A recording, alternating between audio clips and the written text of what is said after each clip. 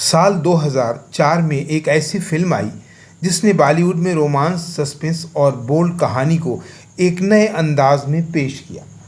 इसमें कोई बहुत बड़ा सुपरस्टार नहीं था और न कोई बहुत बड़ा बजट था, लेकिन इसके गाने, कहानी और किरदारों ने ऐसा जादू चलाया कि देखते ही देखते फिल्म साल की सबसे चर्चित फिल्मों में शामिल हो गई। इस फिल्म ने इमरान हाशमी को नई पहचान दी, मल्लिका शेरावत को रातों रात सुर्खियों में पहुंचा दिया और बॉलीवुड को एक नई फिल्म फ्रेंचाइजी भी दे दी। आखिर कैसे बनी फिल्म मर्डर? इसके पीछे कौन कौन सी दिलचस्प बातें छिपी हैं और क्यों आज भी इसके गाने लोगों के दिलों में बसे हुए हैं? आइए जानते हैं फिल्म मर्डर की पूरी मेकिंग और उससे जुड़ी खास अनसुनी बातें। आज हम बात कर रहे हैं साल 2004 में रिलीज हुई चर्चित हिंदी फिल्म मर्डर की। इस फिल्म का निर्देशन अनुराग बसु ने किया था और इसे मुकेश भट्ट के निर्माण में बनाया गया था। फिल्म में इमरान हाशमी, मल्लिका शेरावत और अश्मित पटेल मुख्य भूमिकाओं में नजर आए थे।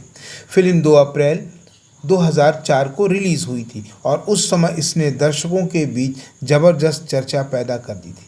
फिल्म मर्डर की कहानी एक ऐसे शादीशुदा जोड़े के इर्द गिर्द घूमती है जिसके रिश्ते में प्यार और अपनापन कम हो चुका है। पति अपने काम में इतना व्यस्त रहता है कि पत्नी खुद को अकेला महसूस करने लगती है।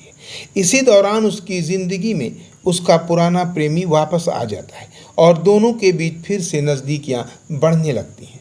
लेकिन ये सिर्फ प्रेम कहानी नहीं थी।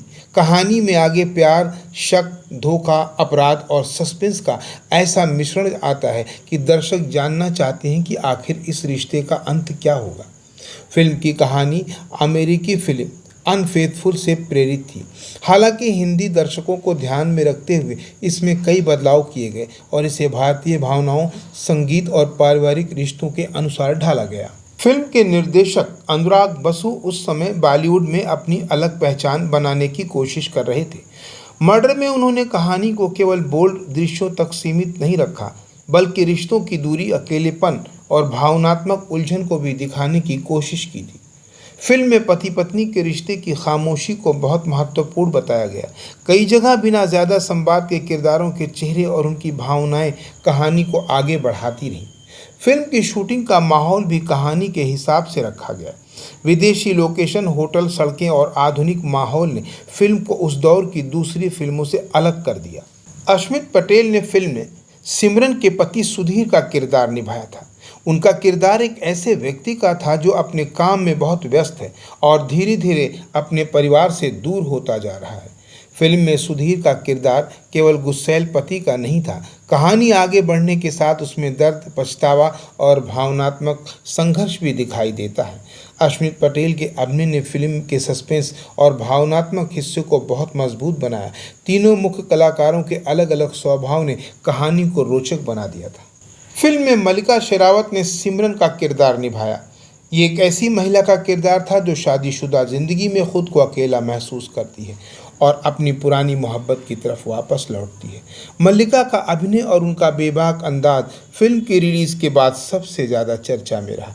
उस समय हिंदी फिल्मों में इस तरह के किरदार बहुत कम दिखाई देते थे, इसलिए फिल्म के कई दृश्य और मल्लिका की भूमिका दर्शकों और मीडिया के बीच चर्चा का विषय बन गई। कई समीक्षकों ने भी माना कि फिल्म में मल्लिका की भूमिका बहुत प्रभावशाली थी। उनके किरदार ने कहानी को आगे बढ़ाने में बहुत बड़ी भूमिका निभाई।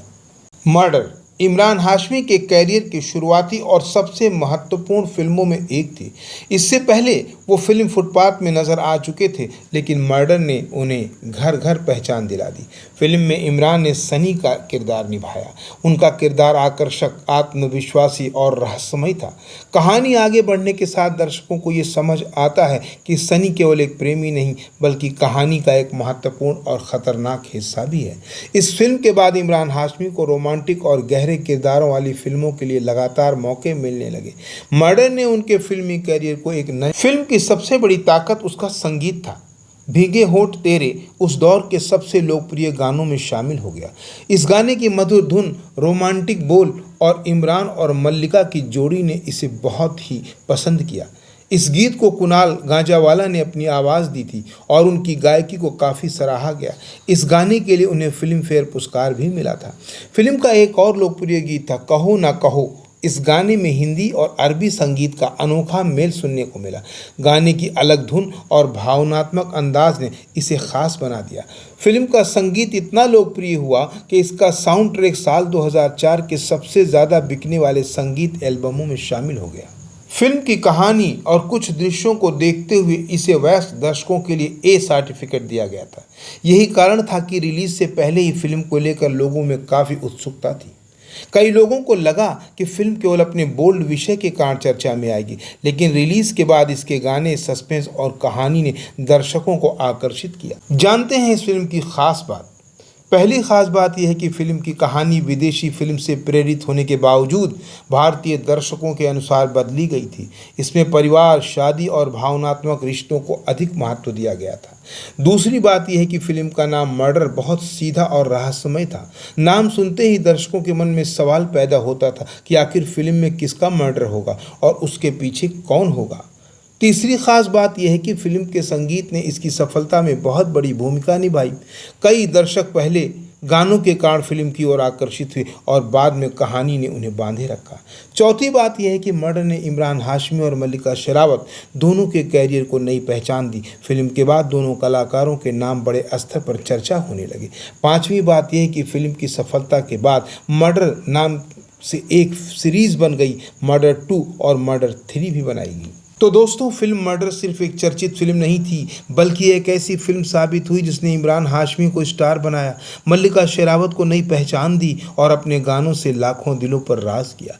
कम बजट में बनी इस फिल्म ने यह साबित कर दिया कि अगर कहानी में सस्पेंस हो, संगीत दिल को छूने वाला हो और किरदार दमदार हो तो फिल्म इतिहास बना सकती है। लेकिन अब सवाल यह है कि आपको फिल्म मर्डर का कौन सा गाना सबसे ज़्यादा पसंद है? भीगे होंठ तेरे या कहो ना कहो? अपनी पसंद कमेंट में ज़रूर बताएं। वीडियो पसंद आया हो तो इसे लाइक करें, शेयर करें और पुराने हिंदी सिनेमा की एक ऐसी अनसुनी कहानियों के लिए चैनल को ज़रूर सब्सक्राइब करें।